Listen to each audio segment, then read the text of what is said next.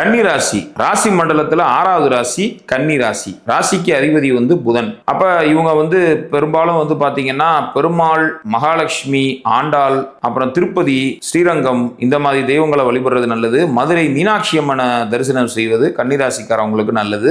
கன்னிராசிக்கு சனி செவ்வாய் 2 கிரகத்துடைய பார்வையும் கடந்த ஒரு மாசம் 1.5 மாசமா போட்டு பாடா படுத்திக்கிட்டு இருக்கு. இந்த 11ஆம் தேதி ஒரு பெரிய விடுதலை. செவ்வாய் வெளியேறாரு. ராசியை பார்த்துக்கிட்டு இருந்த செவ்வாய் இப்ப வெளியேறி 8ஆம் இடத்துக்கு போறாரு. அது ஒரு பெரிய ரிலீஃப் இந்த கன்னிராசிக்காரவங்களுக்கு. ஜூன் 2ஆம் தேதி குரு பயிற்சி ஆகிறது ரொம்ப ரொம்ப பிளஸ். ஏன்னா 10ல இருக்க குரு 11க்கு போறாரு. அப்ப வருமான பெருக்கம் அதிகமாகக்கூடிய நல்ல நேரம், பொருளாதார நிலை உயரக்கூடிய நல்ல நேரம்.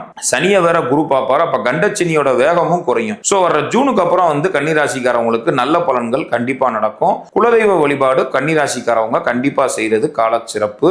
அதே போல இந்த மாசம் பாத்தீங்கன்னா 11ஆம் தேதிக்கு மேல ஒன்றின் பின் ஒன்றாக நல்ல பலன்கள் கண்டிப்பா நடக்க போகுது. பாக்கியாதிபதி பாக்கியஸ்தானத்திலேயே சுக்கிரன் ஆட்சியா இருந்தாரு. இப்ப 10ஆம் இடத்துல போய் குருவோட போய் இணைய போறாரு. அந்த சுக்கிரன் இணைய போறாரு. புதன் என்ன பண்ண போறாரு? புதன் 9ஆம் இடத்துக்கு வர்றாரு. எப்ப வர்றாரு? 15ஆம் தேதி வர்றாரு.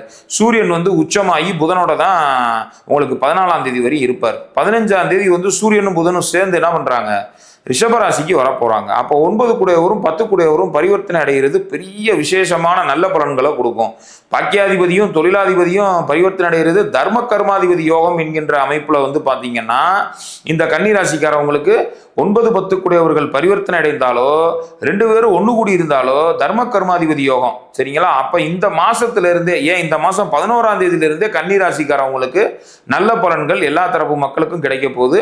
ஆனா கன்னிராசிக்காரவங்களுக்கு பொதுவா பாத்தீங்கன்னா கண்ட சனி ஓடிட்டு இருக்கிறதுனால வண்டி வாகன போக்குவரத்துல கவனமா இருக்கணும். இது ரொம்ப முக்கியம்.